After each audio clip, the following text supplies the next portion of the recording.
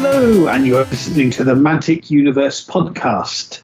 This is Steve, or is it? This is Chris. Thank you very much to Steve for obviously filling in for me so manfully on the latest episode of MUP Monthly. But I was listening back to it today, and obviously there were some bits and pieces that were missed.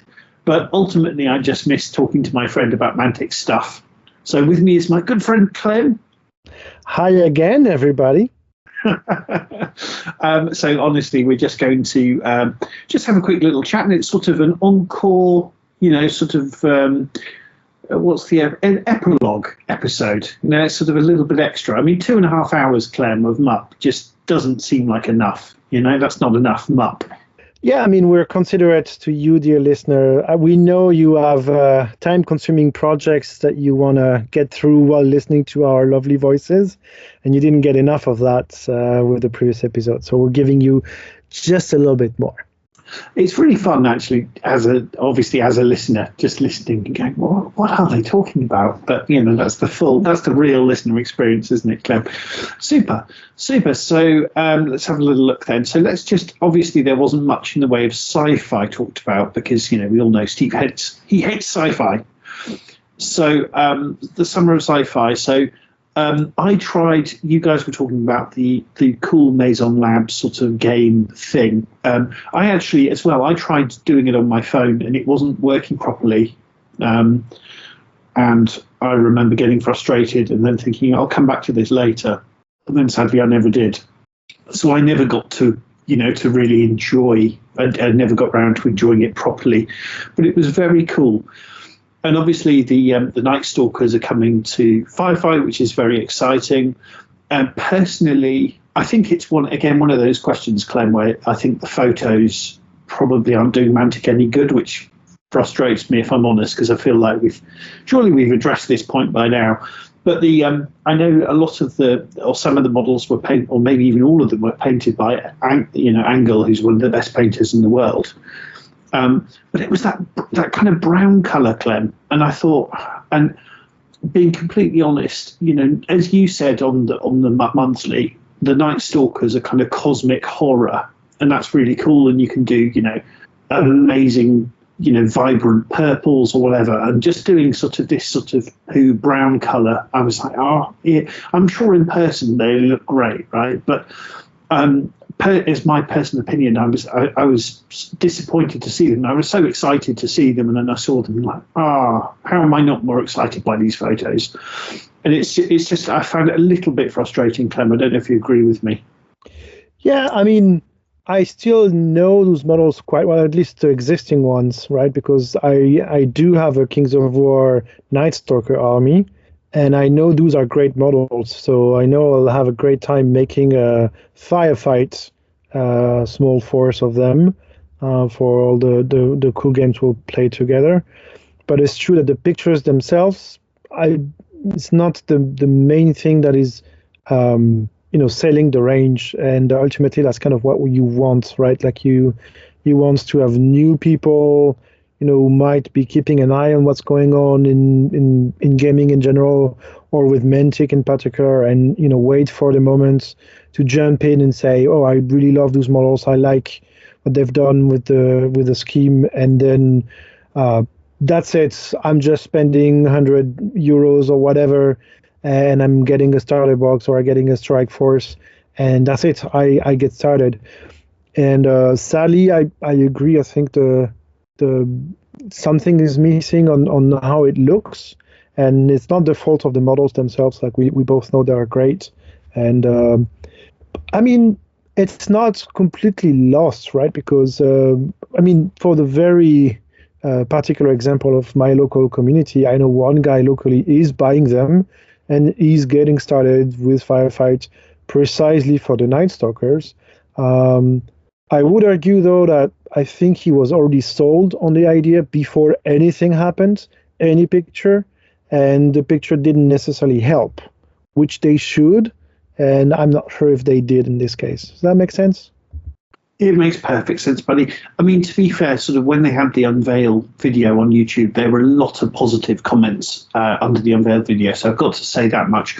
My worry is, and I know we can argue this many ways, but slightly my worry is that I'm concerned, sniffy GW people on the internet will dismiss this and go, well, this just looks like rip-off Tyranids, which it 100% isn't.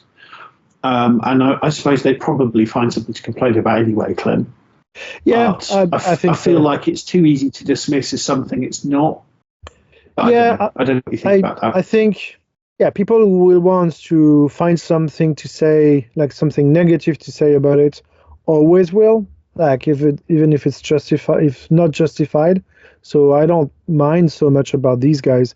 What I care about is whenever I'm trying to convince some of my friends or like people new to the hobby, hey, this is a cool hobby. Hey, why don't you get started with it? You like sci-fi better than fantasy? Great, let's have a look at what is available for sci-fi. And obviously, I would try to get people to play the games that I play, so therefore Mantic games. And the better looking it is, the more convincing power I have from the day one. And we both know that anyone who actually spends some time and energy playing Mantic games very quickly realizes those are actually very good games.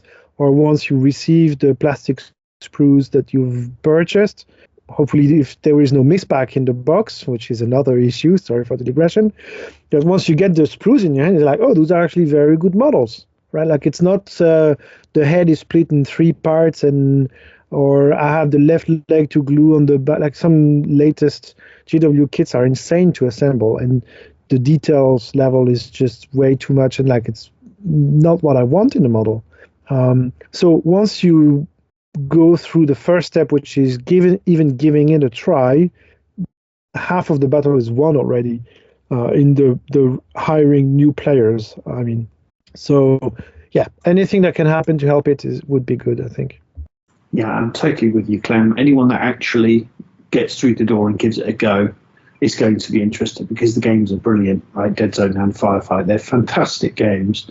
It's just convincing people to give it a try against a lot of negative stuff. And I feel like, I mean, Firefight is such a good game. We've sort of got second edition now with Command Protocols, which has tightened up a lot of things that, frankly, I didn't know were wrong. I thought, but even before that, I thought it was a fantastic game. But we just need new people coming in. We need more players. I think that's really, really clear. It's brilliant. There have been a couple of new podcasts. Obviously, the Mantic podcast is out there.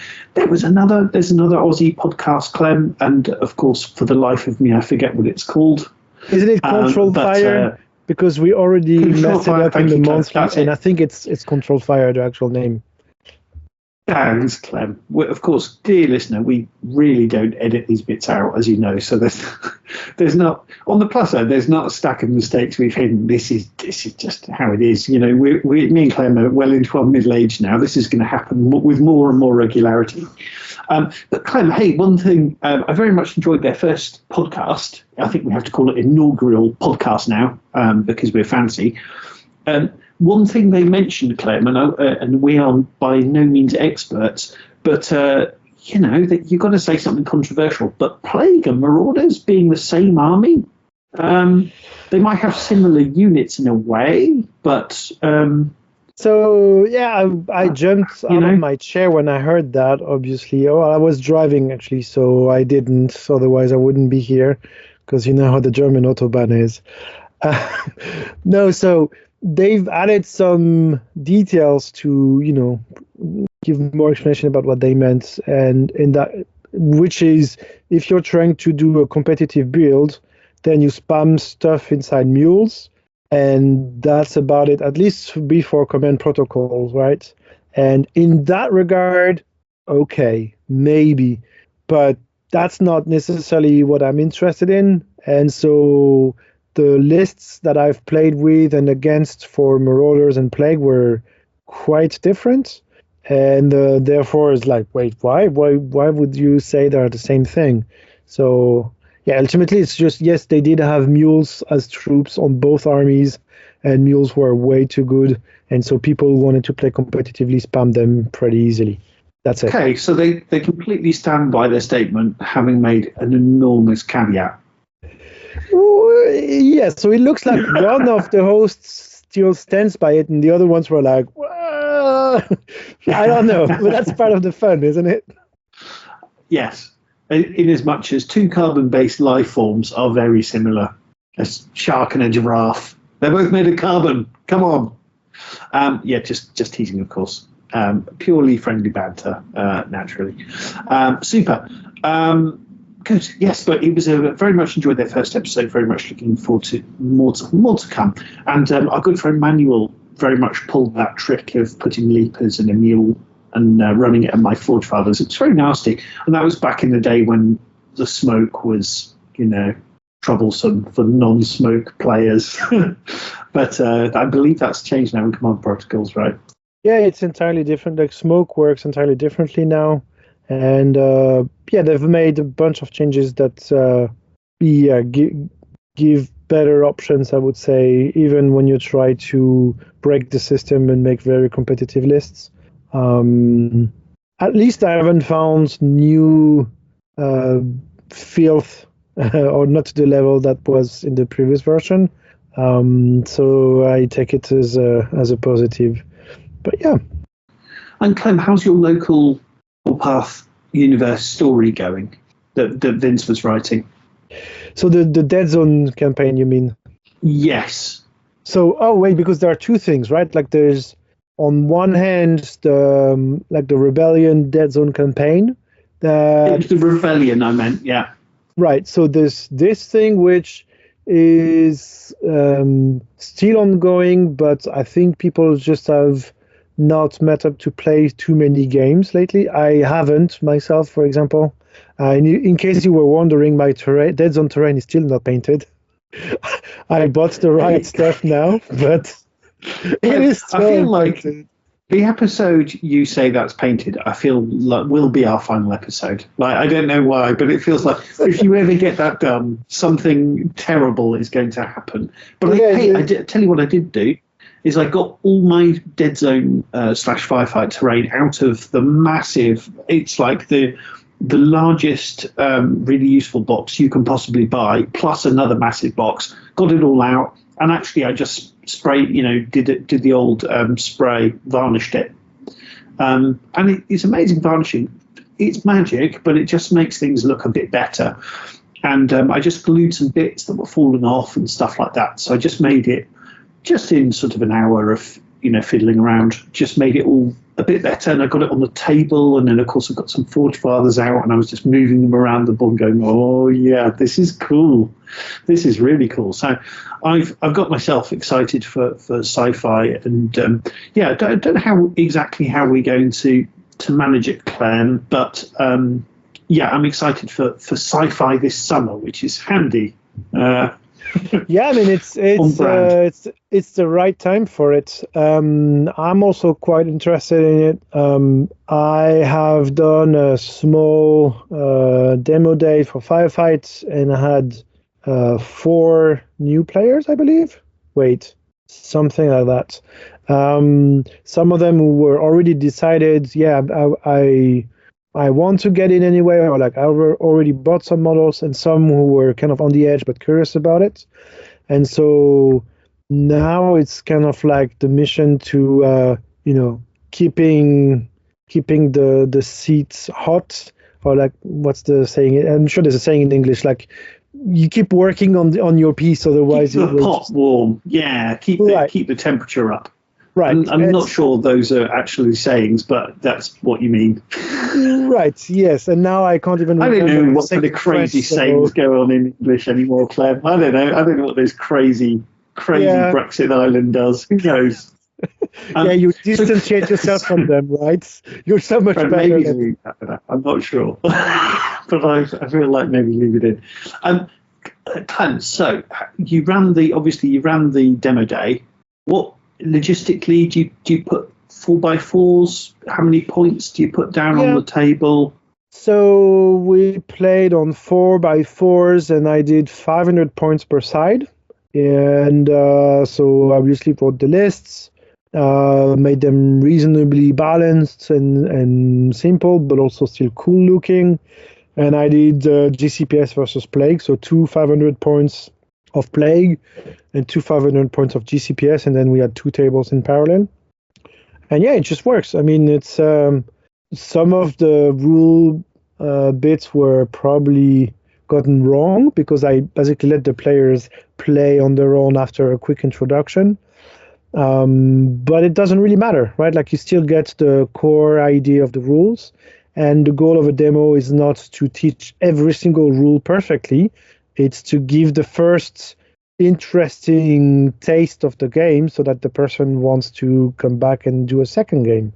And the feedback that I had after those demos were basically this, like people want to play more of it. But we both know that in general, people are lazy, and so you need to give them a hand and make it happen. Otherwise, the desire to play more doesn't transform into actually playing more.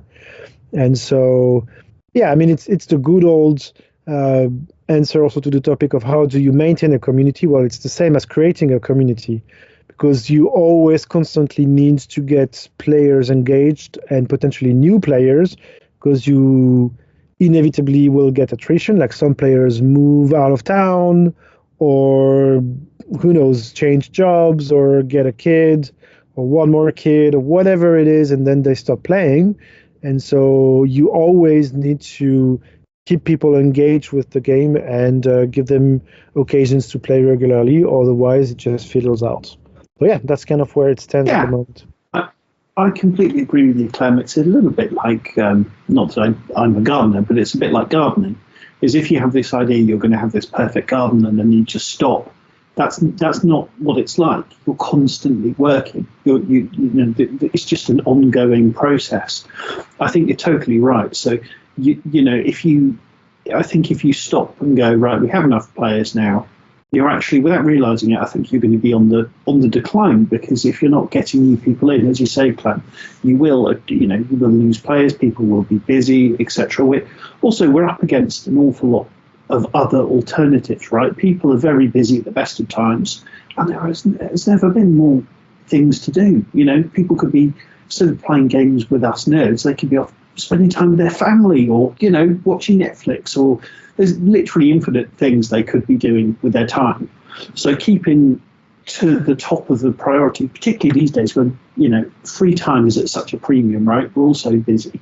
So keeping somebody's focus, not even on gaming in general, right, but this particular game is really, really hard. And I think it requires constant effort. And I think that there are loads of things you can do. So, you know, make gaming days, make an evening every 2 weeks, whatever, you know, keep it a regular thing, but also write little narratives for the gaming days, right? Just try and engage people and their brains in as many different ways as possible, right? Because there's so much in this hobby to enjoy. Just making sure you're doing as many of these things as you can makes it all the richer, right? Yeah, I fully agree. I think also it's, as always, it's about making it a good time, because ultimately that's why we're here, right?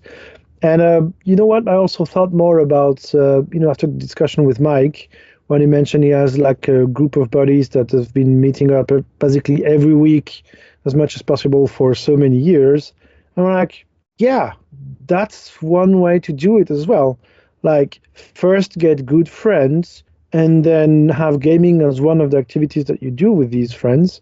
And then it kind of maintains itself in a way, right? And then obviously it's up to what people are up for. Like maybe there will be a big phase where, hey, let's play some sci-fi because we've done a bunch of fantasy lately and I want to do something else. Or, hey, I'd rather play a skirmish, so more Dead Zone, because I've been playing so much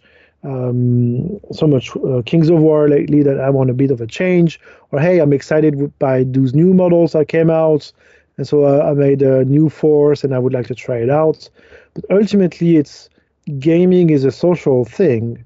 And so I think keeping in mind the social aspect of it and how do you make it a recurring thing and like a pleasant thing is ultimately how you maintain the community. Because you're maintaining a community before you're maintaining a gaming group, right? It's not, gaming is one part of the element. I think you're completely right, buddy. I mean, we haven't been friends for 30 years, but it's kind of a similar thing, right? Is that we became friends because of gaming, which is something you mentioned on MUP Monthly. And the game is kind of the excuse. I mean, we're recording tonight really because I didn't get a chance to talk to you this month about our hobby, and I missed it, quite frankly. So, it's a glue that kind of keeps you together. But of course it's important to play with a community of people that ultimately you really like, right? That's the thing. Yeah, because otherwise, what's the point, right? Like, I win so much in life outside of gaming. I don't need to go and punch noobs or crush new players or something. That's my excuse for sucking at the games I play. Yeah, exactly. We got other stuff going on, although this is our hobby. Yeah, absolutely, buddy. Absolutely right. Super. Should we go through some questions? Yeah. I mean, because we've skipped the Dead Zone listener questions because, obviously you weren't there and you're the most Dead Zone-y person of the crew. So yeah, let's go for it. That time I organised that event, which I assured everyone was not competitive, and I invited a load of brand new people and then proceeded to absolutely stomp all over them. That's what qualifies me as the Dead Zone expert, right? Absolutely. Oh God, I'll never live that down. It's not competitive, guys. Okay, super. So, Sabretooth Creations, hey buddy, any tips for beginner Dead Zone players? Things you wish you knew before you started, etc. Yeah, I think like with all the Mantic games, I think I'd recommend getting the start of one of the starter boxes with a friend. So there's some really good ones. I'll be interested to see if there's a new one with the Night Stalkers coming out. But yeah, for example, there's a GCPS versus Plague one. There's an Asterians versus GCS versus Rats one, Vermin one, or there's a Asterians versus Plague one. And I think they're both really good boxes. And I think it just comes down to which one do you fancy. They've both got, I believe, the same terrain in them. I did get both of them, but they've got some really cool terrains. They've got obviously two small forces to play. There's plenty to play the game with. Obviously you've got some flexibility with what weapons you give them, etc. You've got a little bit of terrain, which is really cool, and obviously you've got the dice, the rule books, etc., etc. So I definitely say that's the place to start. If you split it with a friend, it's probably something like €40 per player or something like that. I would probably recommend get one each and then swap models. So if you get the GCPS Vermin one, get one each and then give your friend your rats or whatever, and then you've got a bit more flexibility with what models you build and list building, but also you've got a bit more terrain. You've both got a rule book. You've both got the dice. You've both got the tokens, and it's to me that's a really, really big help. I mean, to be honest, I think it's worth it just to have a rule book each, right? So that's definitely what I'd recommend. Now, Dead Zone, and I think we'll come on to. I'm just going to read out Erasmus's question, and then I'll keep talking because it's leading perfectly into where the conversation is going to go. So, hey, Erasmus Berger. How much terrain do I need to get together to start playing Dead Zone? Any low budget recommendations? You've got a couple of options. So I think the terrain that comes in the 2-player starter is nice, but it's not enough to play Dead Zone. And of course, when I say that, you can push the models around and play, but Dead Zone really sings, and why it's so spectacular with lots of terrain, lots of verticality. And that just isn't enough. It's enough to sort of play a demo game and have fun, but you're not really getting the full Dead Zone experience.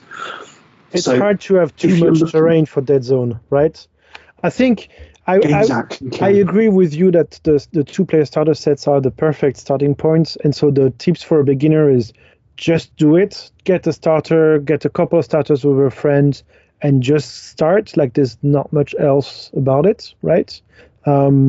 In general, I highly suggest getting a companion subscription, because for me as a player, having the keywords detailed in the list that I print out or that I use from my phone is massive, because that means I actually don't take my book out all the time. And so if you really want to get started with Dead Zone, all you need is a good friend, buy one, maybe two-player starter sets if you want to have a bit more flexibility, and at least one companion subscription so that you have the full rules, full keywords and everything. And then for the terrain, I agree, you can't have too much terrain almost, but where I disagree with you, Chris, is I think it's already a decent amount. Like, compared to some other games where the starter set is like clearly not enough, like you cannot play a game, I don't think that's the case with Dead Zone. You definitely can play a bunch of games with just the content of one starter, or with two starters, you are already in a pretty good place. At least that's my opinion. But okay, yeah, that's fair. That's fair. I mean, it's you'll play a fun game with that, definitely. But as you say, Clem, I've literally never heard someone say that's too much terrain. And what I would suggest is, I mean, you'll be good to play for a little while with that. That's plenty to get on with. But then if you want to take it to the next level, and the game goes from being really fun to absolutely, maybe this is the best game I've ever played kind of levels, is when you add a bit more terrain. And you've got sort of two options. So Mantic make really nice hard plastic boxes for, reasonable amount of money. They're actually stuffed with stuff, right? Off the top of my head, they have a kind of city, a sort of cyberpunk city set, and then they have a military compound set. Both of them are pretty similar, but so whichever you prefer, whatever kind of table you're trying to make, whether it's a military base somewhere or if it's a town. I prefer the town, but I've got both. They both look great. So you can build what you like anyway. So those are really good. Or of course, the other route you've got, which is perfectly legitimate, is something like get some STLs from Corvus Terrain, or there's plenty of others which literally fit perfectly for Dead Zone. So I've printed off tons and tons of that, like to quite a shocking amount. Clem, I was sort of like pulling out 3D printed terrain, going, oh yeah, and this one, and this one, and this one. But as you said, Clem, literally no one's ever said that's too much terrain. So I think, Clem, I think you're absolutely right. If you get two times 2 player starter box, that's plenty to get you going with a friend. And then when the time comes, either pick up some lovely Mantic terrain, which is pretty reasonably priced, or go the 3D print route. But you've got so many different options, really. But I think that's what I recommend, Clem. Yeah, I agree. Another low budget recommendation is just laser cut your own MDF stuff with a machine that you get access to at work. It's a recommendation that applies to me. It's kind of a bragging rights, right? It's kind of a joke, but I think my real point is anything can be made into terrain, right? And so I think the content of the 2-player starter sets or the terrain crate, terrain booster, which is basically the same set of sprues, right? Like the €65 CT terrain set is what you get in the 2-player starter sets. I'm pretty sure. This is a very, very good starting point, and from there you can build whatever terrain you like, depending on if you have a special aesthetic in mind, or if you want to experiment with different gameplays with adding more pieces, like scatter terrain or build taller structures, all sorts of things like this. So yeah. Hey everybody, this is Mike Rossi, Wingdesar's second best dwarf author, and you're listening to the Mantic Universe Podcast. The Mantic Universe Podcast. So much universe and so little time. Yeah, and it probably worth noting as well, those sets also come with a nicely, it's printed, but it's a nicely printed paper map, 2x2 with a grid on. And they're nice enough, so you really do have everything you need to play. But just having a lot more terrain just means you've got verticality. Generally in the rules, your advantage to be higher up than your opponent. Usually that's a good thing. So having situations, for example, if you've just got one tower in the middle of the map, usually you'll fight over the tower, and whoever wins the tower is probably going to win the game. Whereas if you've got, 4 or 5 towers on the map, some of which are higher than others, you create these really fun, interesting tactical decisions to make, particularly when the objectives, it's an objective-based game as well, right? So it's not just killing each other. So you do just make very, very interesting situations, and you'll have interesting strategies trying to get around this. Super. I think that'll. I think we've covered that one pretty well, Clem. And Carl Poole. Hey, Carl. He's asked, what's the tallest you recommend going? Obviously, he means in terms of Dead Zone. Am I the only player who plays on a board mounted in a Lazy Susan? Have you tried 4x4 Big Dead Zone yet? So, Clem, do you know what a Lazy Susan is? I do know, yes. And when I read that, I thought that's actually a very good idea, because it doesn't work for a larger table, but for a 2x2, it definitely would work. It's such a good idea. And then you can ask to just turn. I think the etiquette will be you should ask before you start spinning the table, right? Yeah, or spin it fast enough to move models. Yeah, exactly. But I think that's a super cool idea, because Dead Zone, they're trying to do a kind of Kings of War doesn't work this way. Dead Zone, it's kind of, you've got to get down to the model and see, can my model see the thing it's shooting at, etc. So actually being able to rotate the board, I think, is absolutely genius.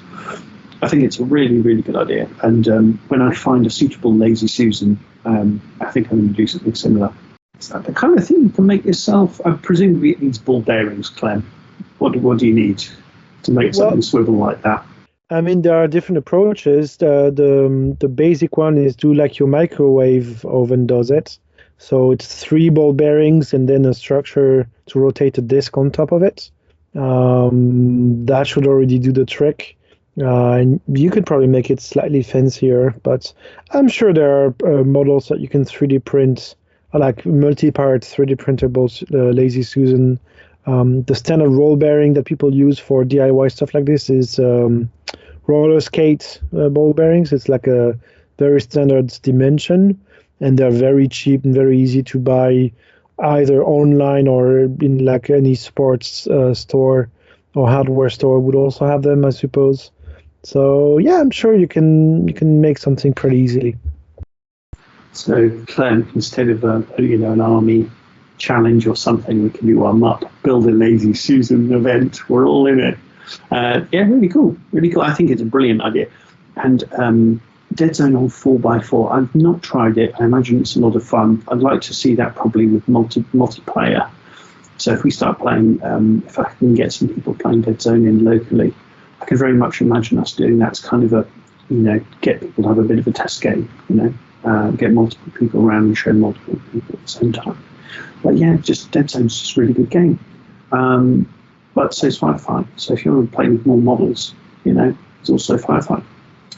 I mean, I think one other trick to get started is another route, which is the one that I followed, is even if you want to get started with Dead Zone, get a Firefight Strike Force, because then you get a big selection of models, and most of them you can use in Dead Zone and Firefight.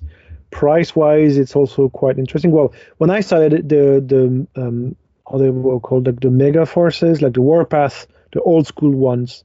These ones had even more models, were a bit more expensive, but were insane value. And you had almost the full range for an army for like 130 euros or whatever.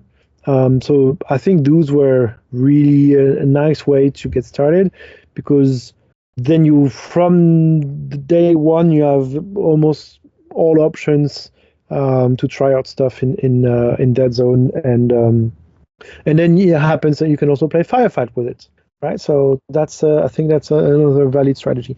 I just remembered about another. Oh, sorry. Go ahead, Chris. No, go ahead. The only thing I'd just say, dear listener, if you, I totally agree, that's a really good idea, Clem. If you do that, dear listener, you won't have the dice, etc. that you'll need. Just something to think about. Go for it, Clem. Yeah. No, so maybe it's not either or. It's if once you realize, oh, I really like Dead Zone and I want to expand, maybe the smart thing is jump ahead directly and get a Strike Force for Firefight. I don't know. It's worth considering. The other thing I wanted to mention is, well, basically Mantic has been pushing for it, right? Like we mentioned it briefly in the monthly, but they are releasing unique teams, like pre-made teams for Dead Zone that you don't have to list build or anything. You just need to get the STLs from the vault, print them, or buy them from authorized printer, and you can get started and try the game. And if I understood correctly, they plan to make the rules available for free, like entirely for free, so that kind of like with Armada, right? Like anyone who's curious about it doesn't even have that much of a buy-in and can directly try Dead Zone.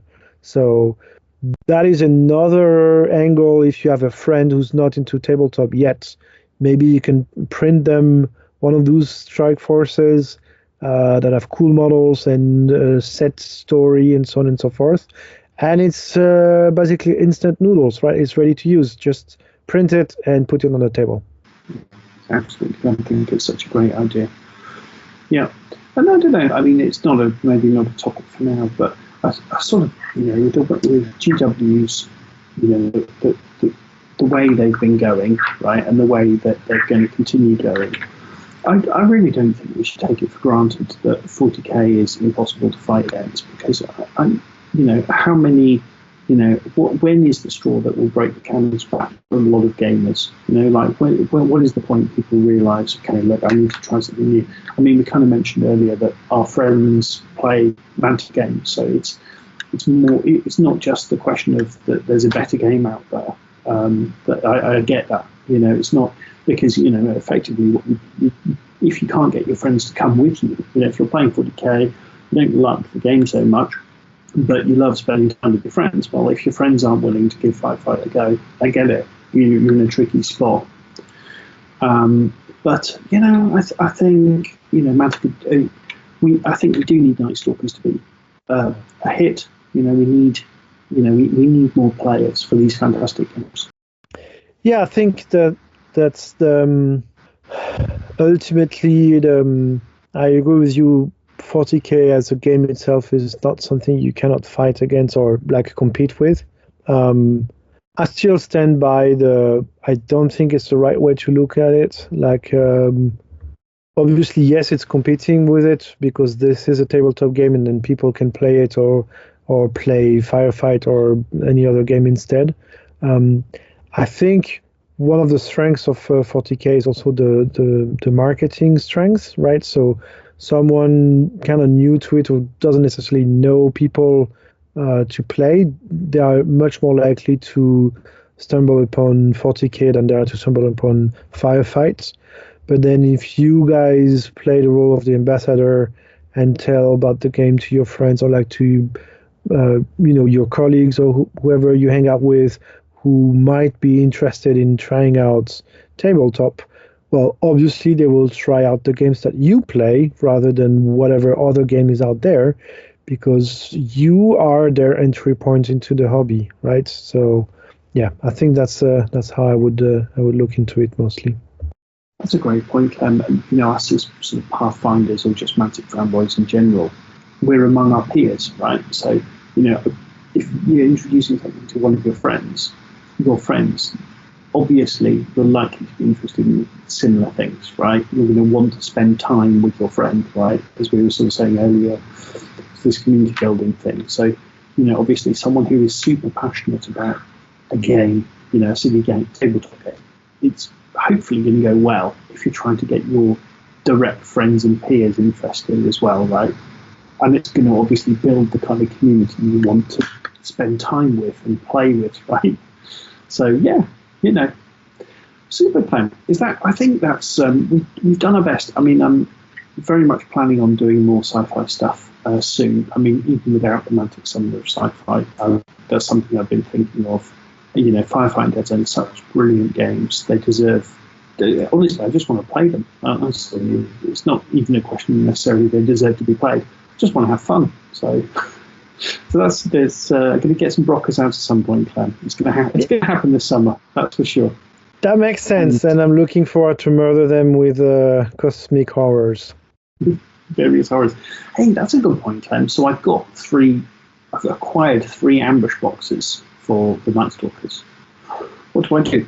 I'm not going to go the trick of, round bases going on bigger bases to play Kings of War. That's for cowards, Clem. How am I basing them? Multi-basing or round bases? I mean, you could do a bit of both. I started playing around with building lists, and with one ambush box, like Night Stalker ambush box, with the detail of you don't have the round bases in the box, but you can procure them somewhere else. And we don't have yet the resin bits to, add some a bit of additions to make them more sci-fi.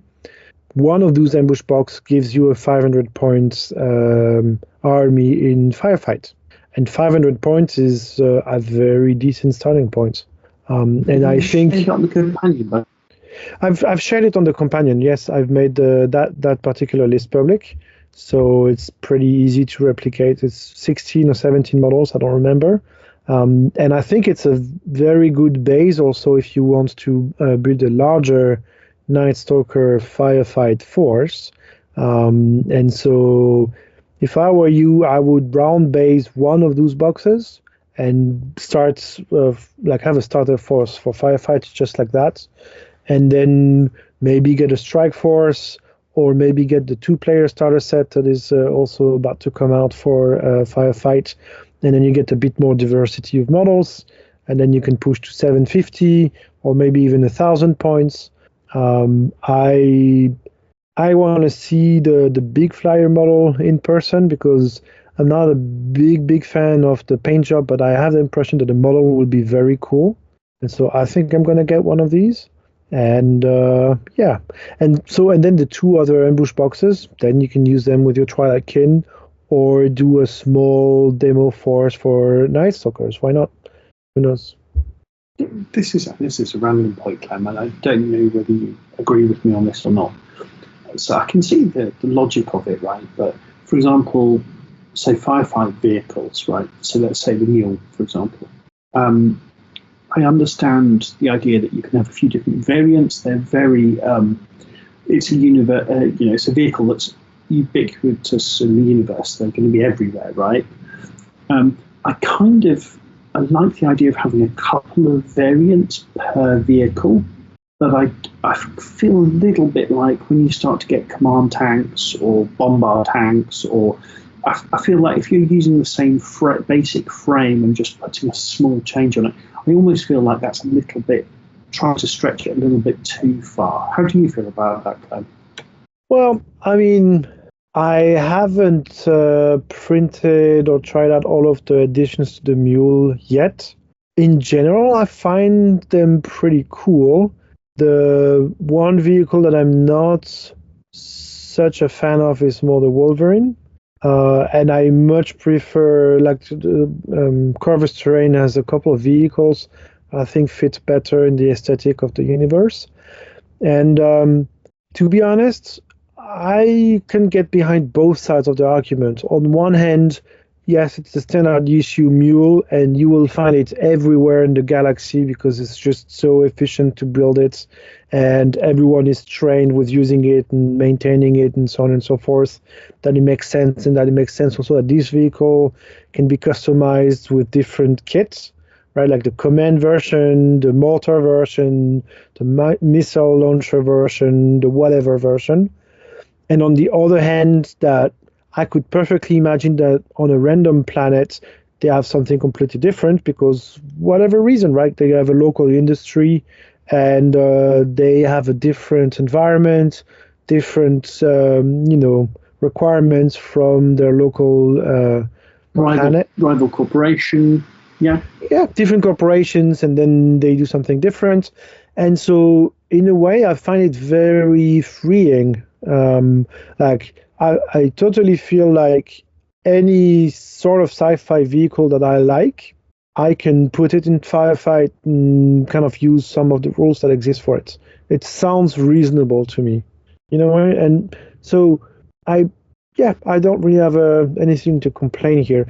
Well, my only thing is I hope some of the vehicles from Epic Warpath will make it into firefight because There are obviously a lot more options for vehicles in Epic Warpath. I mean, you already see it from the renders on the Kickstarter, right?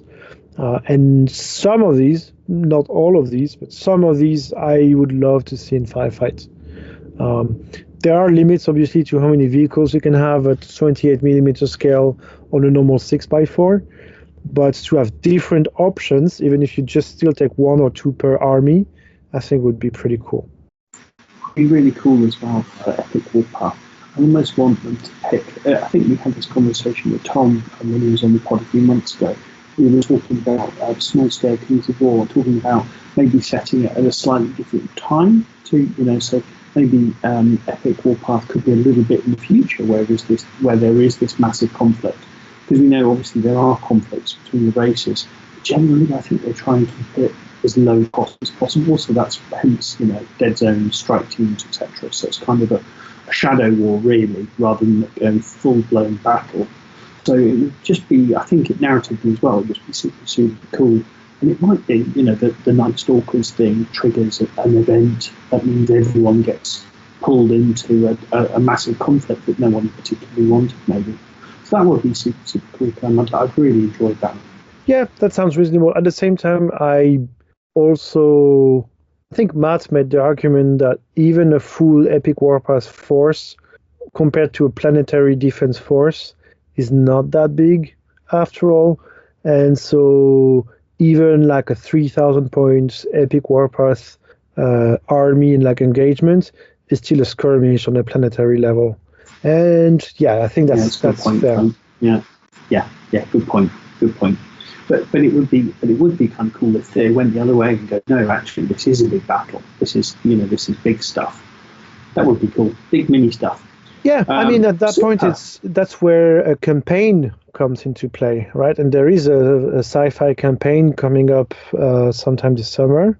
I think the plan is that people build their armies, build their starter forces, July, August, and in late August or September, I think they announced already a big sci-fi campaign. We don't know the details about it yet, but I'm sure there will be plenty of occasions to actually play cool games like within a global campaign. And so I feel like during those occasions when the background narrative that supports why are you even playing this firefight, this dead zone game, like just a skirmish game, it is part of a much, much larger thing going on in the universe. I feel that is a good way to represent like larger scale conflict in a way, or like with more complex moving bits to it. Super, fantastic, Clem. That sounds really exciting, buddy. And I'm not sure. I might well flip a coin to see whether I'm doing my GCPS or my Plague, because you mentioned the Mega Army boxes for the sci-fi stuff that are no longer available, dear listener. I seem to remember, Clem, when I found out they weren't making them anymore, I think I ordered 3 Plague ones. And I've got a GCPS. I think I've got a Strike Force and 3 Wolverines, but I have a feeling I've already had a load of GCPS stuff. So, yeah, I've got more Plague than you can shake a mutated stick at. I think if I were you, I would build probably more the GCPS, at least in the short term. Maybe build them as Mason Labs and not GCPS. Who knows? Because there are cool stories to tell around the Night Stalkers. I don't know. Yeah, good point. That's a very good point. Although, of course, if you're doing Maison Labs, I'm kind of doing both anyway. So maybe that's the solution. Do both, Chris. And Clem, you mentioned your brilliant idea for your paint scheme for your Maison Labs. Do you want to mention that on the pod? Yeah. I mean, make them kind of like with the same scheme as Half-Life, right? The gray and orange, because that's when I read the plot, that's kind of what it reminds me. And again, I see it as a positive, right? Like I don't expect any of my fiction to be brand new. It doesn't exist. Like every bit of fiction always builds on some previous stuff. And I just like what they've done with the fluff, to be honest, for around the Night Stalkers. The only thing that I'm not a big fan of is everything is the worst ever always, and it can only get so much worse. because very quickly you end up with skulls on every piece of terrain, and I certainly don't want that for Warpath. So I like the Mason Labs as the villain as usual, right? And I like the options that the Night Stalkers bring in storytelling, like as another antagonist. But I don't want the Warpath universe to turn into, it's shit everywhere, always, and it never can ever be good again. Yeah, I'm fully with you, Clem. Yeah, that's it's the fact we have kind of nuanced storytelling and nuanced characters and nuanced factions, and even the whole sort of conversation. I suppose at 40k you can make a conversation saying, well, the Imperium isn't really the goodies. Well, sure, but you don't have any goodies. Like everyone's a jerk the whole time. I mean, that's not terribly interesting. I think we had a conversation with Mike and Steve, right? It's just having about shades of grey, and the most interesting baddies are the ones who actually, it's the whole the road to hell is paved with good intentions, right? They didn't set out to be evil. It's things have happened, and they've had an arc that's unfortunately led them to a very dark place that they never intended. That's the most interesting one. And for example, the Nameless, they look like horrible, nightmare Cthulhu monsters. They're way more reasonable than we humans are, Clem. They're nice. We just keep dumping stuff in their water. We're not so good.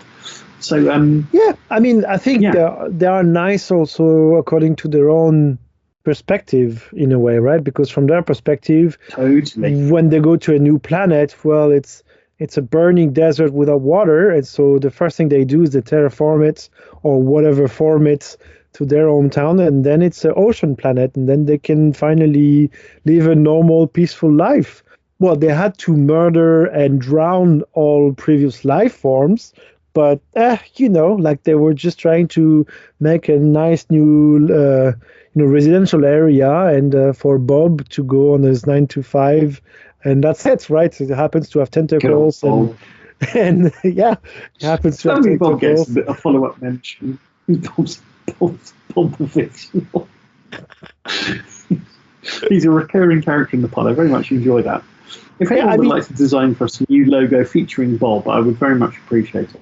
I think I now want to add a tie to the next Nameless model that I make, and it's like Bob that really loves his tie, like he goes to the office. Love this. Absolutely love this. I was on my way to work. What's going on, guys?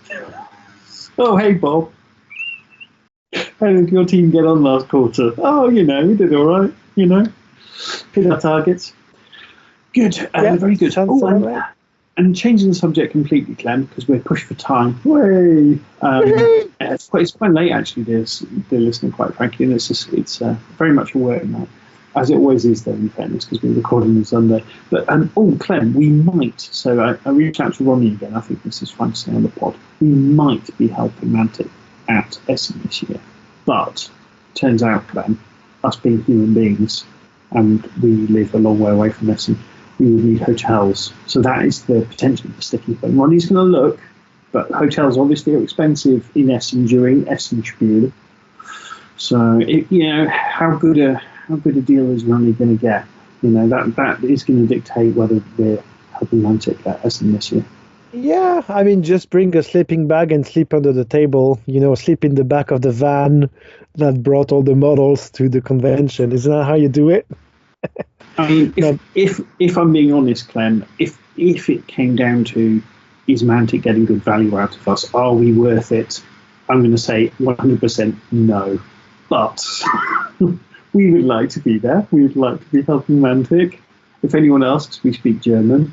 No one, they won't be able to disprove otherwise. Clem, we're fine. Yeah, I think we're completely legit. That's all right. Yes, so if Ronnie's listening and you've heard all this, definitely get me and Clem and to Essen. What could possibly go wrong? We're just natural salesmen, what can I say? Yeah. Hey, Clem, should we talk about some... That's the perfect segue to talking about some Kings of War stuff. Should we talk about Kings of War stuff? Let's do it. What have you been up to lately with Kings of War, Chris? So I'll go quick, Clem, and then I'm very much looking forward to hearing your stuff. Again, we've just been the same as last month, really. Just keeping on, really. So played a couple of games with Andrew, which has been fantastic. He does. So we played last game we played last week was 2,000 points. So up to 2,000 points. There was a grey base with an arrow on it. That's totally fine, absolutely totally fine. But other than that, it's pretty much all built and painted. And it was my Night Stalkers. My Northern Alliance against his Night Stalkers. It's a very interesting matchup because we're two very slow armies, sort of speed 5, speed 6 type, with a lot of combat potential, obviously, that had very little shooting. So it is a very interesting matchup. I think we played Scorch the Earth, is it called? The one where you can burn tokens. Played that last week, which was actually really interesting. It's the one where there's a token in the middle and then, I don't know, about 6 other tokens or something, and you can decide to, if you're in control of one, you can decide to burn it on your turn. It was a really, really good game, and I get the feeling he's a really smart guy, right? So I get the feeling he's making. I think I'm winning the games because I'm making less mistakes. But I feel like in making these mistakes, he's learning a hell of a lot, and he's trying to do very clever things that don't quite work out. So I feel like, give it another 2 months, and then I'll never win another game again. Do you know what I mean? Clever, just be like, no, that's it. He's learned what he needed to, and that's the end of it. But they're really interesting games. Just the Night Stalkers against the Northern Lights. It's just such an interesting matchup because they're both so fighty. They're very good counters to each other. So the last game, it was incredibly cagey, but he just made a couple of little mistakes, like moving away from. So I had snow foxes, right? Two regiments of snow foxes.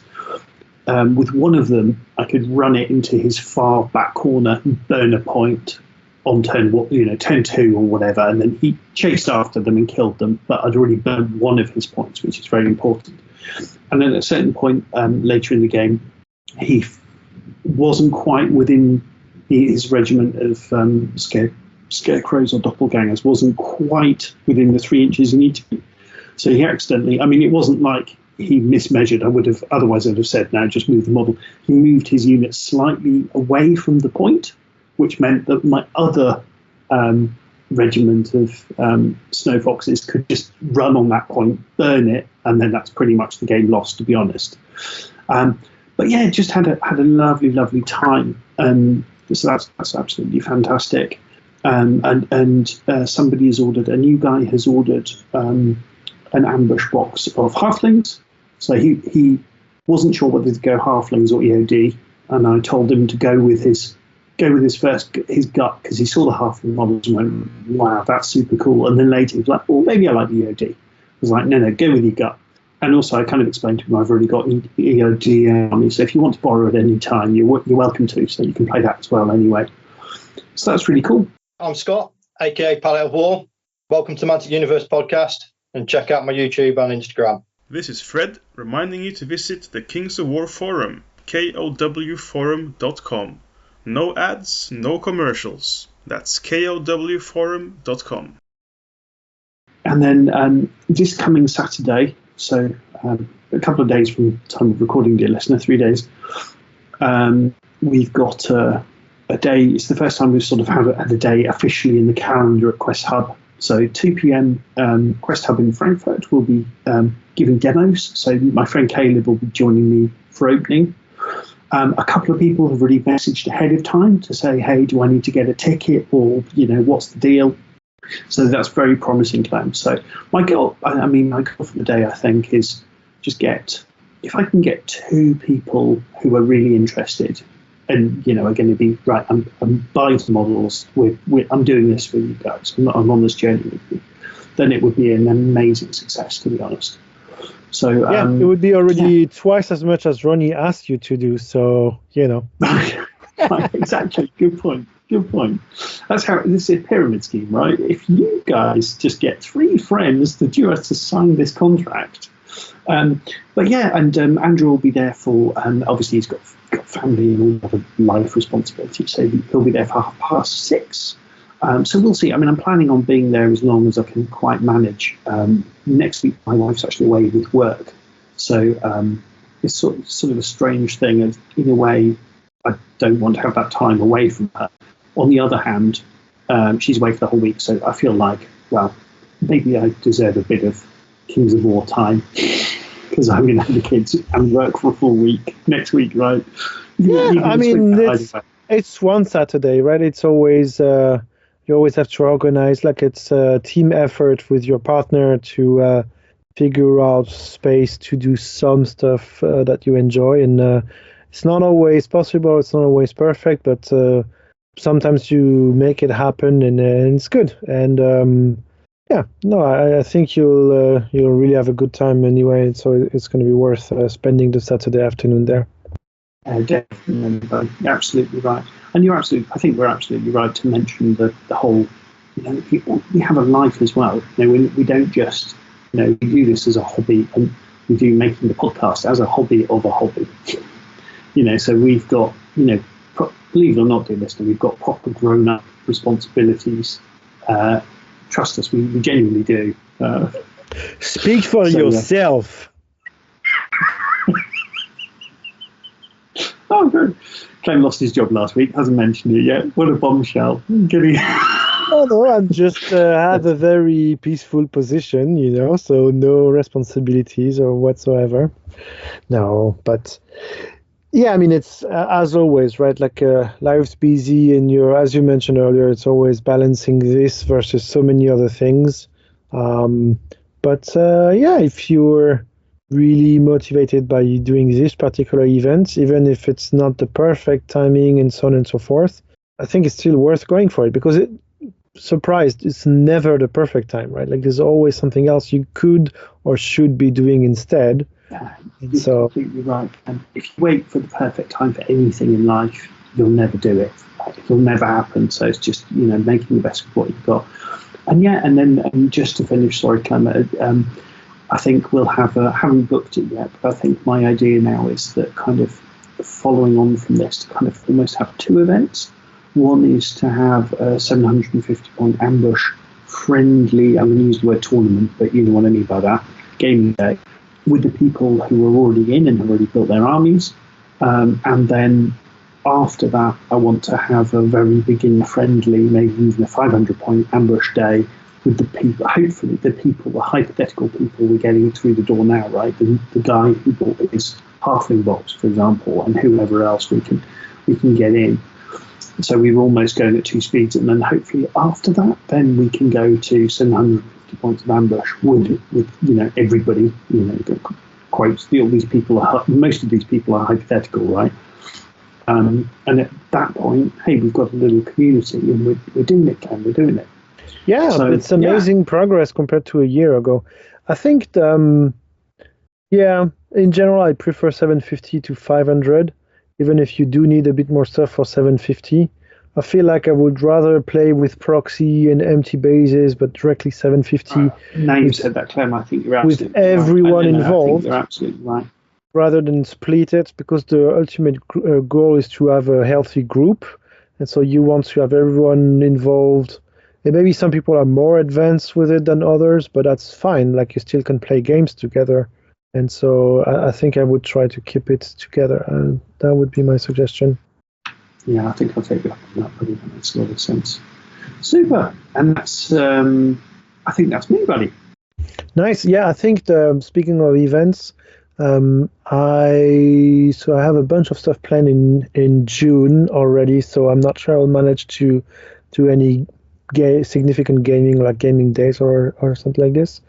But I have in mind to do something in early July. And there has been discussions also on the local group, like not just the Mantic stuff, but at large, to group it with some, fun social stuff, like do a barbecue or like cook, like a potluck where everyone brings something, or we actually take a pretty large lunch break and everyone cooks something while on spot. And as a French person who loves food and loves cooking, that's very exciting to me. And so, It's the yeah. magic combination, isn't it, Clem? Things we Yeah. love colliding. Food Yeah. and games. I mean, and friends.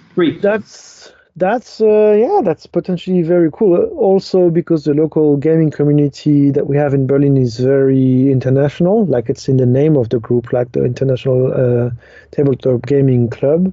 And so suddenly you have some Polish people, some Spanish people, Indonesian, from all sorts of origins coming in and bringing different foods and stuff.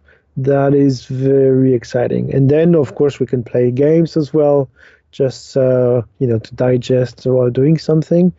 But, to me, that sounds like a very, very interesting, very promising Saturday activity. So it's not in the books yet, but that's what I have in mind yet for events. So, yeah. It's not something people talk about a lot, Clem, but you've got to say that there's got to be, on the download, one of the many big downsides of being a xenophobe or being a racist or whatever is the crappy food choices.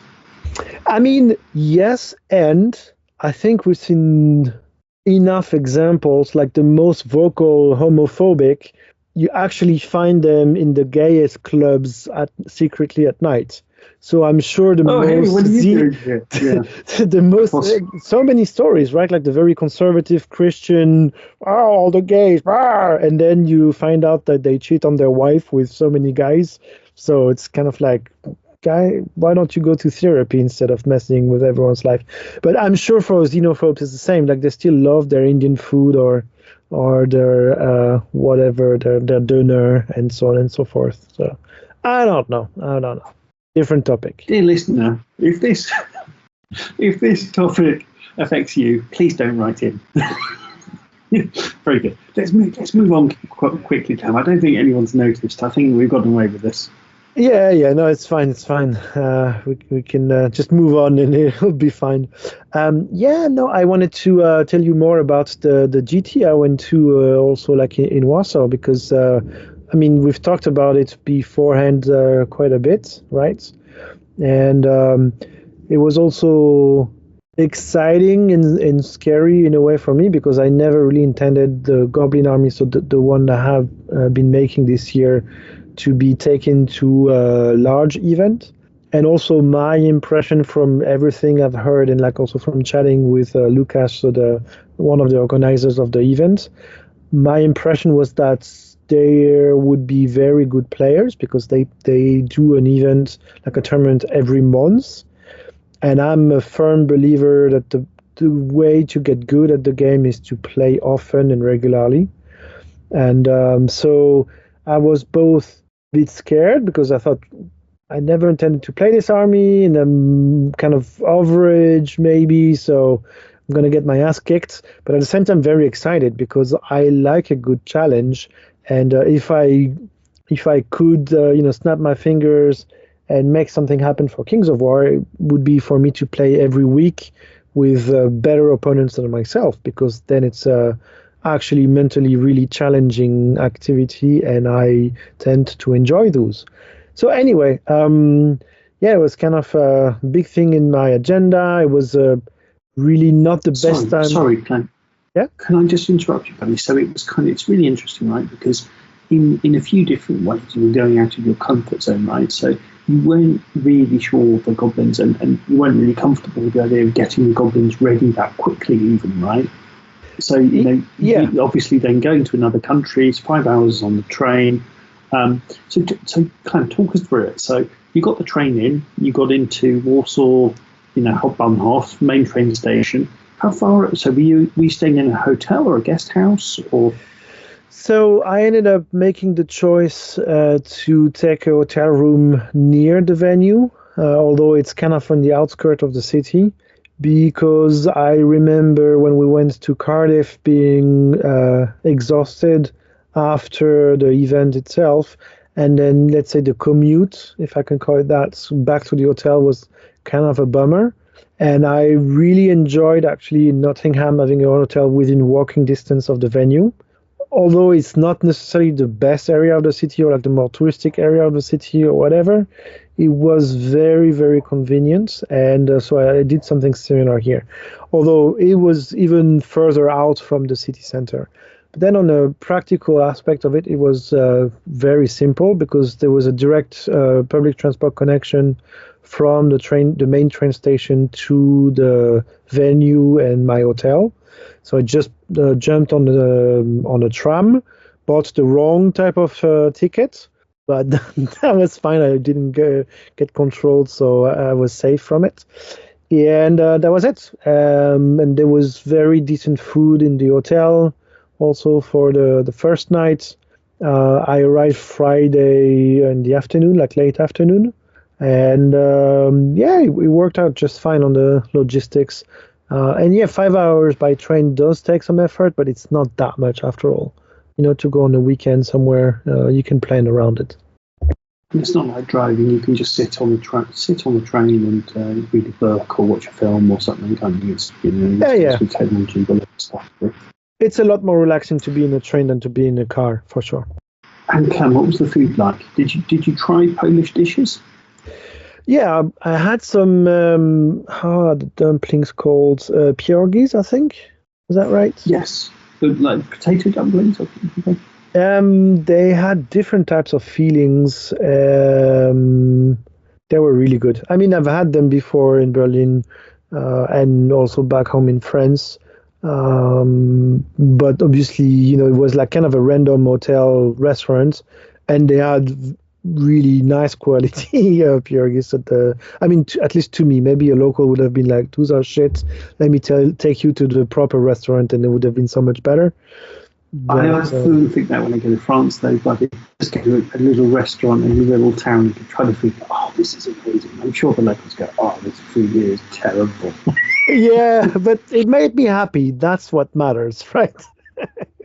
100%. Yeah. They also had a very good alcohol-free beer, like very tasty and still alcohol-free. So I was happy with that because I wasn't too sure of how my options would look like, what they would look like, and no, they actually had really good stuff as well. So overall, really really nice. Clem, when I grew up and this is getting way off topic, I promise I'll try and be quick. Growing up in like the 1980s in the UK, the food was terrible. I mean, like really bad. And as a kid, I loved pizza, right? Oh, I love pizza. But when I think back, it was like a really thick crust. It would always be out the freezer, right?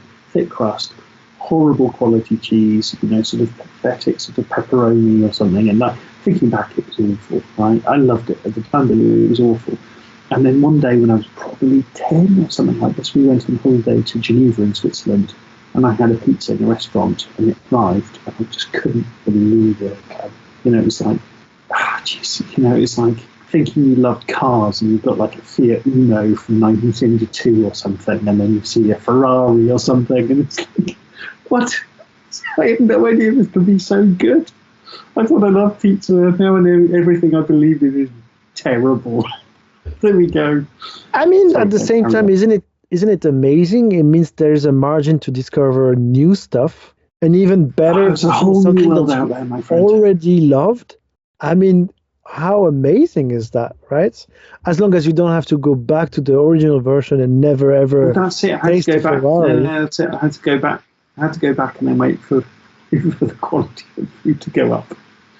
But it was it. I still remember it had an egg on it, Clem. A pizza with an egg on it. It was incredible. Absolutely incredible. Super. Okay, so we're there. The public transport's worked out nicely. The hotel was fine. The food was good.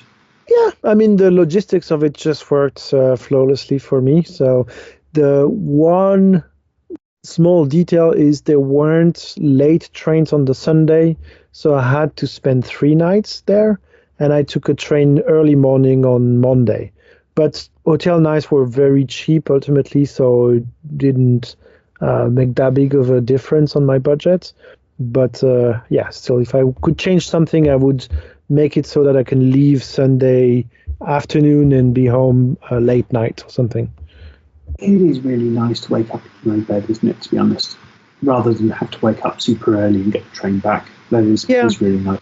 I mean, it's also a different ask for your partner, right? Like if you come back, no matter how late Sunday evening versus Monday morning, it's a different story.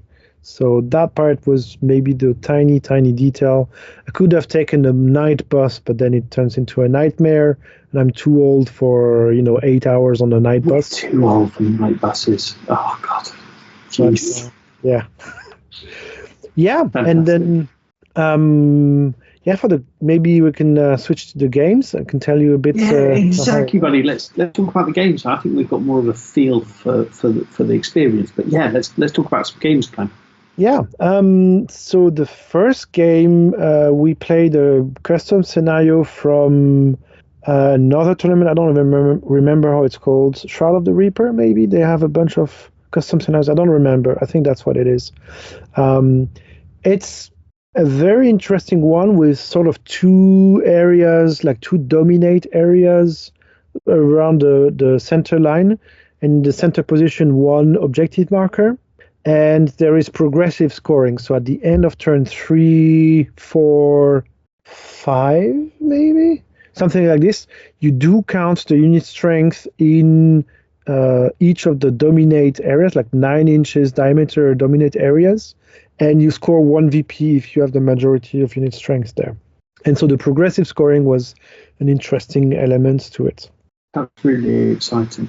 Yeah. That's really, really interesting. It's something a lot of people have asked. Like locally, people have asked me about progressive scoring. Yeah. But that's because, funnily enough, when you mentioned there were two zones, the first thing that came to my mind was, what's to stop you take one zone, I take the other one, we're getting a draw. But of course, with progressive scoring, that's going to change that. It's really interesting. Yeah, so there's the progressive scoring and the one objective marker in the center of the table as well. And so I knew going in that there was a scenario that I would probably like, because I like this category of scenarios, right? Like the positioning scenarios. Control, invade, hold the line, all of those scenarios, right? Those are my favorites. And I played against a pretty typical undead list, I would say, with the formation, so the 2 legions of zombies and so on and so forth. And otherwise nothing too shocking, too particular. And I imagine, Clem, you probably both fancied your chances then on this scenario, I imagine. Yeah, no, it looked reasonable. I think we both liked the scenario. Like for both of our armies, it was a good thing to go into. And so it was an interesting matchup because it was quite open, right? Like it was favorable for both of us, and therefore it would be an interesting fight. And from chatting with my opponents, I also realized that, sure, he knew how to play and so on, but it wasn't like, hey, I'm here to win the tournament. Because that's not exactly how I got into the event. And so, not that I don't want to play with those players, but if I play against someone who won the previous event, I know I will most likely make more mistakes than they will. And so, I don't know, I felt pretty good going in. Not just, I'm going to win this one, but like, it's going to be interesting and like a nice game, ultimately. And it was indeed nice. I made a couple of mistakes. One of them, and I knew it was a mistake before doing it. I sent giants into the front of the one of the zombie hordes, and it's clear the giants cannot kill the zombie horde, right? Like even 2 of them, because I have the Slayer version, not the Rampage version. But I was probably too focused on something else, because when I did it, I had a good reason for it, because I wanted to pin down the Legion and prevent it from actually scoring from one of the 2 zones. And we then misplayed the scenario a little bit, because his unit was touching the zone, and we counted his unit strength for it, where for Dominate, you have to be fully within the score. And so when I sent the giant, I thought, oh no, I shouldn't send the giant. It's stupid. I will never kill him. But then I thought, no, I should do it, because then he will not score.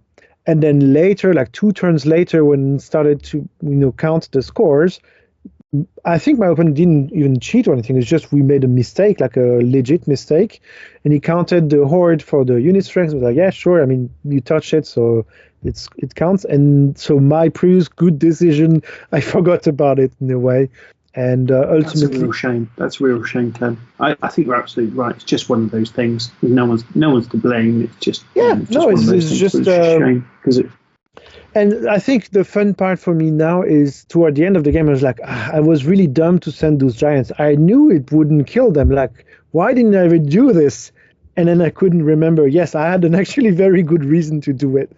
So I lost it like just on the edge, but a very, very cool game otherwise. And I really like this scenario.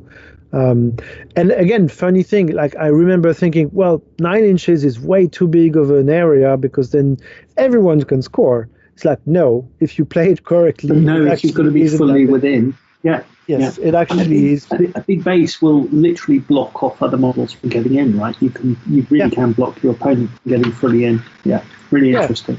Absolutely. So still a good start into the tournament. So Clem, sounds like it's a narrow loss for game 1 or a close loss or whatever. Pretty much. Doesn't sound like you're completely strong. Yeah, it could have gone both ways, definitely. And then for game 2, I'm sorry, buddy. Did they have the Swiss pairings? For yes, like Northern King scoring and Swiss pairings and so on and so forth. So the usual. Yeah. And then the second game, you're up against the Forces of Abyss. Right, and the player with 2 regiments, like 2 cavalry hordes. No, for cavalry it's the regiments. Sorry, because it's not large cavalry; it's normal cavalry. Abyssal horseman regiments. Right, and then some Molochs, some Succubi, like kind of the usual that you would see on a balanced army. Yeah, like a reasonably well-written list, but also balanced. At the same time, not the best thing that I want to see with my list.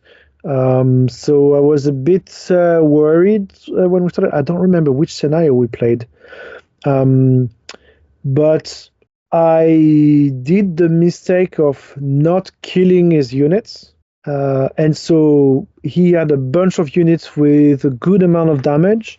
Like I needed like 5 or 4 to route and didn't route them. And that's exactly what you want as a Forces of the Abyss player, because the regen then comes and saves you, or the Succubis, if they don't explode, they murder stuff, right? Because they do a lot of damage. And so it went really, really poorly from there.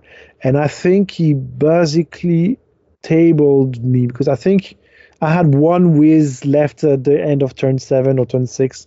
I don't remember exactly how it went. That's not a tabling, Clem. You had your favourite whiz still alive. Right, he kind of ran away to the side and was like, I'll be back. But you know how it goes sometimes. Like you feel not too sure about the game, and then some things start to not go your way, and then you make dumb mistakes. And that's exactly what happened for this game. And so it was a bit frustrating because I thought, yeah, I think I could have done better there. And but then I kind of lost my concentration and didn't. So if there's one game that I would redo and replay, that's probably this one, because I think I could have done better against this list. But yeah, that's really interesting, Clem.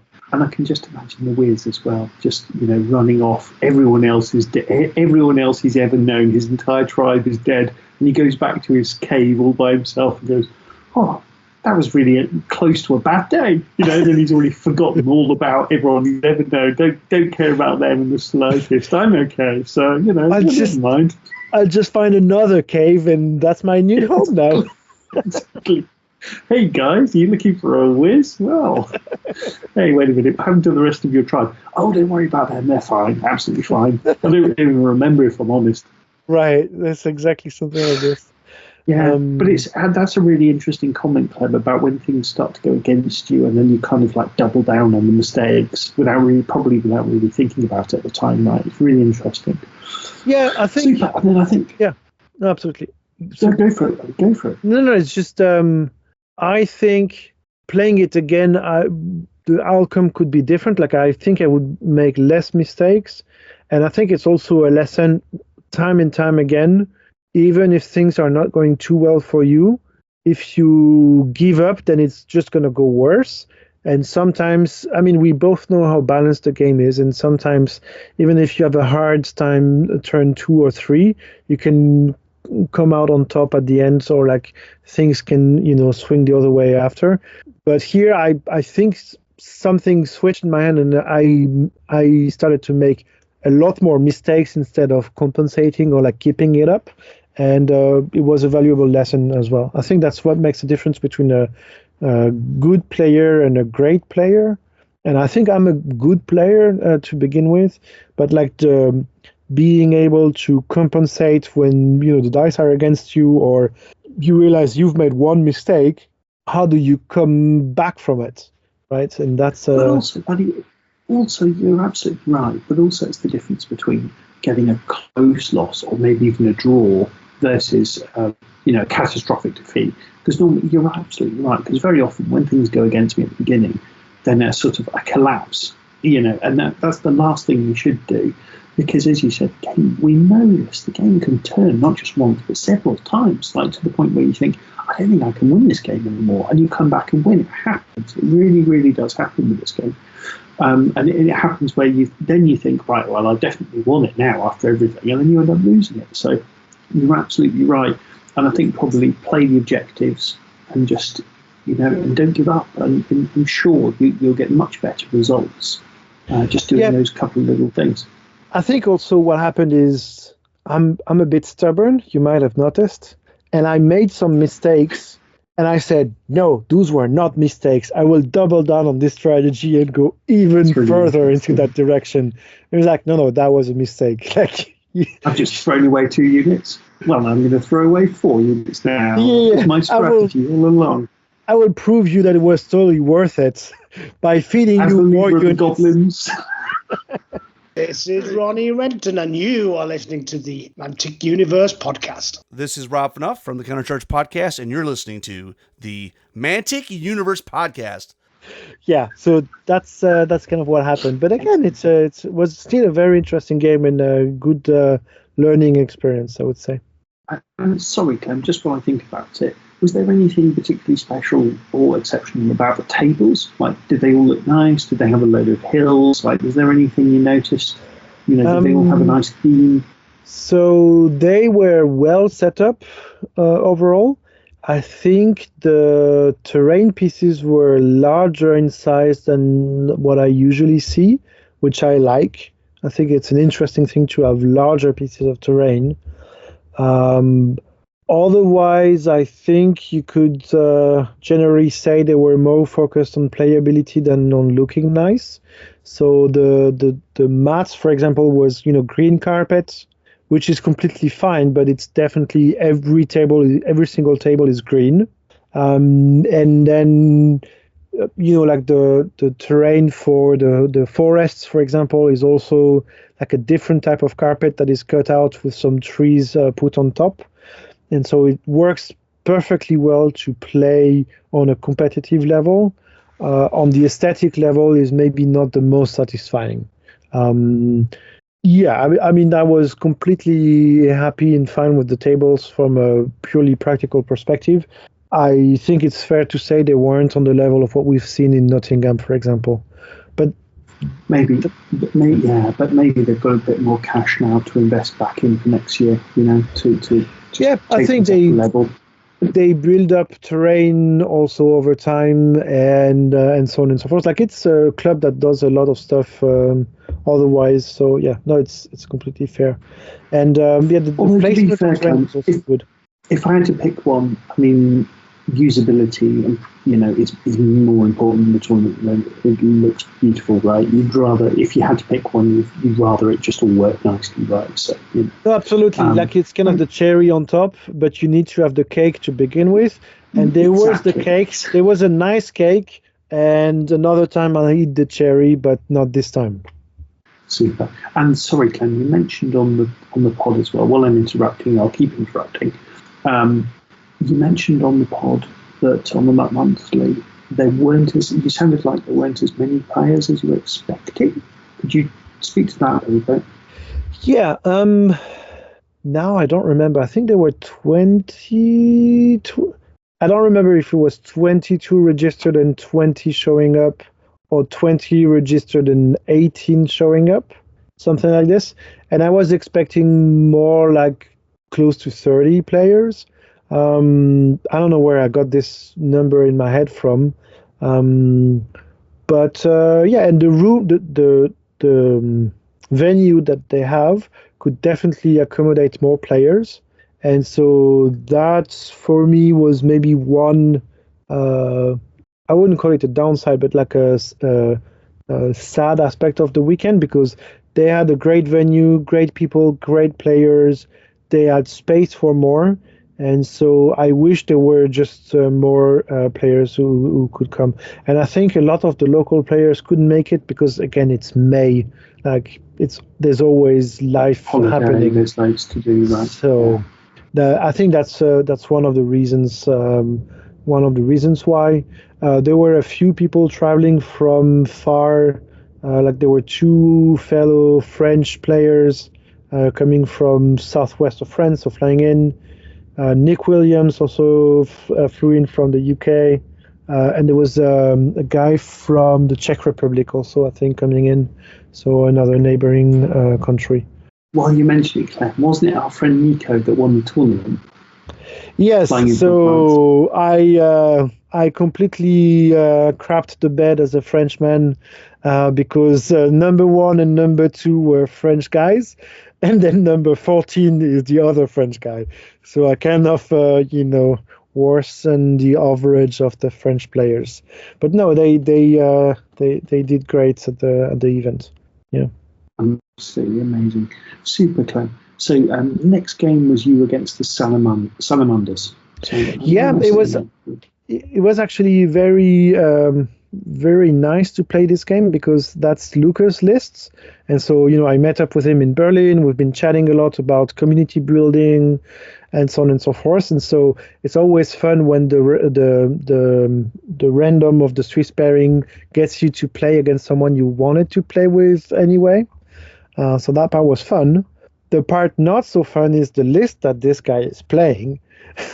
Because he was playing Salamanders with 4 regiments of Corsairs.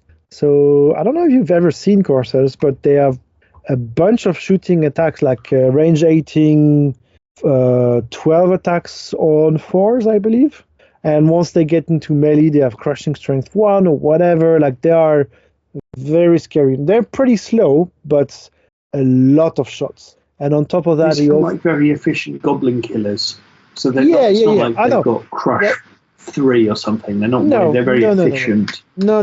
When I saw his list, I was like, okay, I'm done here. Like, the right amount of Scorch Wings, like 1 horde, a regiment, and the hero, and then 2 phoenixes, and then Firebrand, 4 regiments of Corsairs, and 2 hordes of the big cavalry, like crushing 1 Thundercharge, 2 cavalry. Rhinosaurs, I think that is. Rhinosaurs, right. And so, like, goblin killers. Literally goblin killers. And so I thought, well, you know what? Let's give it a try. Like, how do I even win against this list? And so I thought about my deployments. Okay, I'm going to try to keep the Scorchwings busy. Sorry, Clem. Do you remember what the scenario was? I think it was Raise or Plunder or whichever one with... No, because it might have been Salt the Earth. Because I remember... Wait. No, because it was loot counters. So I think we had not Salt the Earth then.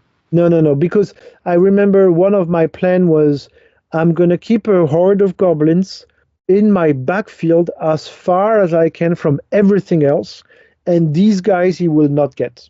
You know what I mean? And so he deployed the Scorchwings on the left flank, and I put my horde on the right flank, like opposite side of the table, and I gave tokens to those guys. I said, yeah, I'm not moving forward. Like, please come to me if you want to. And everything else would just rush forward.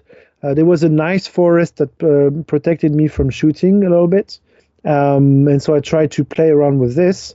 And that was basically the whole story of the game. And ultimately, I think, so I ended up winning the game just on the edge. I think I won it on turn 6, and it was based on one nerve check of Scorch Wings against a horde of goblins. I'll let you imagine which one it was. I think if there was a turn 7, he would have won it, most likely. Something like this. And the other thing is, at some point during the game, we misplayed something about positioning of units that kind of helped my giants survive and kill some of his cavalry, which probably shouldn't have died. Blah, blah. So there was a bit of uncertainty. So I won the game. Maybe I shouldn't have. I'm not sure. I think I played it very well. Like, I was happy with how I played it. And even if I lost this game, I would have lost it very much on the edge. And given how I got into this game, I was happy with how it turned out, you know? And very, very scary list. I would almost rate it as filthy, to be honest, because a lot of shooting and definitely not what you want to see with the goblin list that I had. So yeah, backed up by all those Phoenixes as well. Yeah, it's rough, but it's really interesting, Clem, because you kind of mentioned in a previous game that you sort of things started to go wrong and mentally you just sort of you let it run away from you. Whereas this game it almost sounds like the absolute opposite, where you saw this is a bad matchup for me. I'm in for a rough time, but then you treated it like a puzzle to try and solve, like a challenge. This is can I? And okay, maybe you got things a little bit wrong, but it happens. And whatever happened, you played really well and hopefully gave the guy a really good game. Yeah, I think for me, the dynamic is different, because for that game, in my head, I started at the bottom and it was like, it is going to go terribly unless some things go well, maybe, perhaps, and I have nothing to lose, therefore I can just go for it. Versus the games with the Forces of the Abyss, I thought, it's not so great, but I think I got this. And then things started to not work out, and then it got worse. It's not that it started so bad, but it got worse, and that's when I actually lost it. So anyway, I think it was a bit sad because it did make a difference, like the rule mistake, and there was also a rule disagreement at some point, but I was right about it. So the day off, I think my opponent was a bit sad about it because he disagreed, and then I think we rolled the dice, and the dice agreed with me. And it was kind of like, okay, that's kind of sad because I think I'm right and it would have made a big difference. So anyway, on the day off, I'm not so sure my opponent was so happy with it, sadly. But we talked about it the day after, and we cleared it out. And he said, no, actually, I thought more about it, and now you're right. Anyway, it doesn't matter the details of it, but how it can be, especially at the end of the day. You're both, I was just going to say, Clem, by this point, you're both tired. It's an awful lot of thinking. Maybe people have had a couple of drinks, I don't know, but it's tired, it's been a long day, and you're probably both not at your best, in terms of...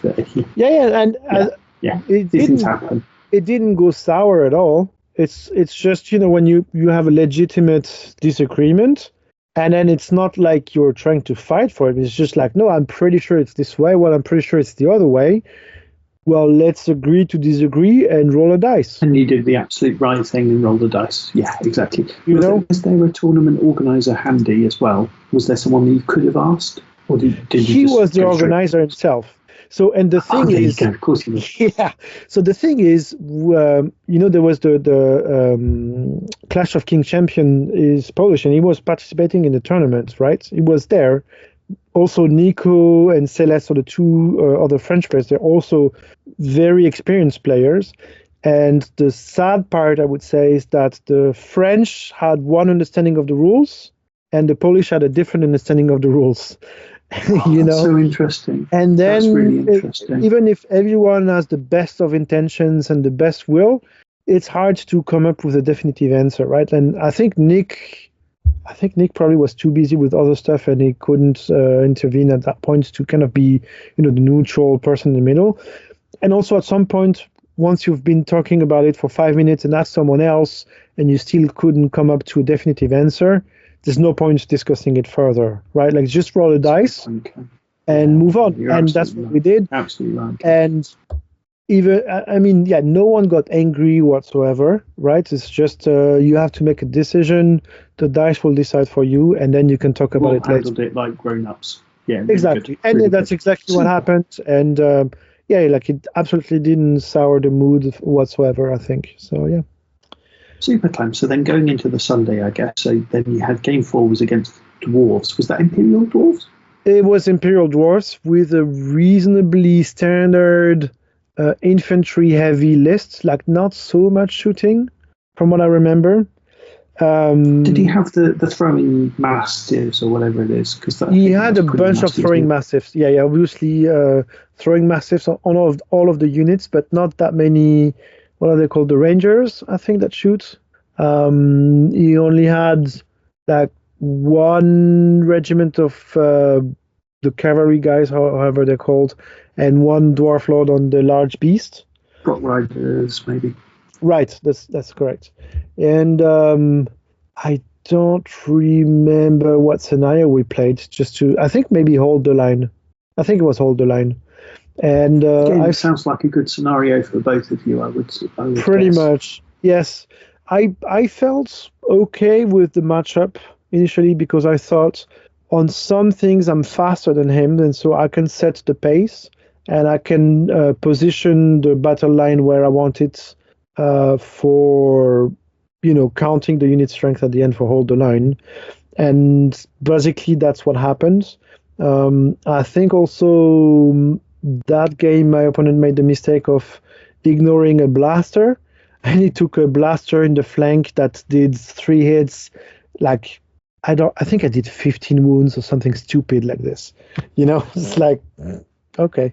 And so I kind of crushed one side that he didn't expect to fall apart that fast. But yeah, otherwise, as you said, reasonable scenario, reasonable matchup for my goblins, so it went out okay. And I won this one as well. And so at that point, it was like, you know what? I won 2 games. That was my objective. Like, I was hoping that maybe, perhaps, I would win 2 games. I did. So from now on, whatever happens, I'm happy. I feel like You're playing with house money now. Yeah, right. exactly. Like I've done a respectable showing, and so it's all good. And so game 5, I played with a Trident Realm player, and with a really beautiful army. Like, I've seen the army, on the tables when I arrived at the tournament. I was like, that army looks awesome, and I definitely don't want to play against it because that list is scary. And then I also heard that he was a very good player, like quite experienced and so on and so on. I was like, oh yeah, that's one more reason to not play with him. And then what happens? Turn 5, obviously, that's who I play. And so we played whichever scenario where you can score objectives on your opponent's half. I think that's plunder, or is it raise? I don't remember. Where you place the objectives on your opponent's half, and if you have invade, but it's not invade, is it? No, invade is just a movement one. No, it's the one where if you score an objective starting from round 1 on your opponent's half, you can remove it from the table, and it's scored forever. And we're not going to get it. Yeah, whatever it is. And so I kind of deployed strongly on one side, and he did something similar. And then because I misunderstood how you score, he had a knocker. He scored the objectives with a knocker, and I thought I would contest it. Anyway, so right from the beginning, he did a lot better than I did. Like, he played just better, Like, sometimes that's how it happens. He managed to get a rear charge with some flying frogs. Like, they are surprisingly fast because they're speed 7, but they are pathfinders, and so they crossed a big amount of the table. and he managed to move them in a bad position for me, really bad position, and got some rear charges. So that's always a bad sign. But what's got me in the game, back in the game, because I ended up losing it, but not by that much, like not a complete loss. Because one, I didn't lose sight of what I was supposed to be doing. And so, yes, I thought I'm losing this game. Like there's no question about it. But I think I can still secure one, maybe two objectives and still do a decent amount of attrition. And that's basically what happened. I think my opponent did a big mistake of wind blasting the wrong unit, which basically opened up a flank charge to mincers into the naiads. And so that kind of let me punch through his center, and he had to reorient stuff and let me score some things. So I lost this game, but not as much as I thought I would, basically, and still scored decent attrition and so on. And yeah, going to the final game against the Ogres. Yeah, so again, the luck of the role, I played against Nick Williams, which was interesting, because this is a celebrity. So of course you want to play with him, see what he's like on the table after having read so much of his stuff online and so on.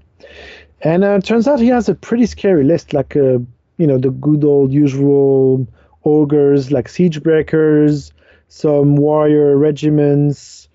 A bunch of warlocks with lightning bolt and drain life and so on.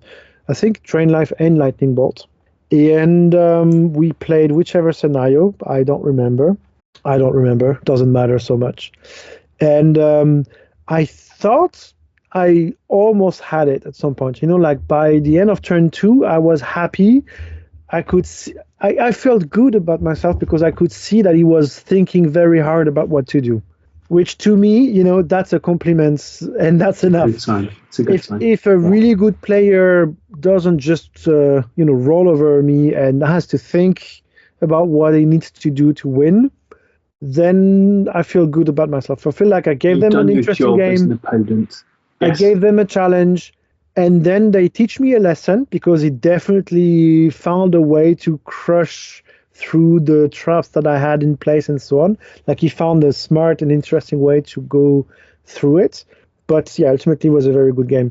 And the dice were kind of on my side initially. Like I managed to waver a Siegebreaker horde in the front with a blaster. It kind of screwed him up a little bit. And then things went the other way around, or not exactly. It's just his list worked the way it's intended to work. With a bunch of drain life, like the siege breakers, you need to kill them right away. Otherwise, they come back from it. And of course, you don't kill them in one go. And that's it. That's basically how it went. But still, very, very interesting game. A very, again, very nice player to play with. Like every single one of my opponents were really nice people, really clean, considerate players. Like I have zero complaint about this. And I think it's worth mentioning, right? Because it is not a given, I would say. When you go play with strangers and every single one of them gives you a good experience, it's worth mentioning, I think. It's not just mentioning when we have a negative experience. It's worth mentioning when we have a positive experience. And of course, with the Mantic games, 99.99% of the time, we're having a great time and a positive experience. So it's definitely never something we should take for granted, right, Clem? And it is, as usual, dear listener, we're pressed for time. But Clem, you mentioned on MUP Monthly that you didn't have any shooting in the goblins, and it was quite a thematic list. But obviously your list had something, right? Maybe you can speak to that a little bit in your play style and your approach, etc. So I think the MVPs of the lists are the giants, because I play 2 giants in this list, both with Slayer.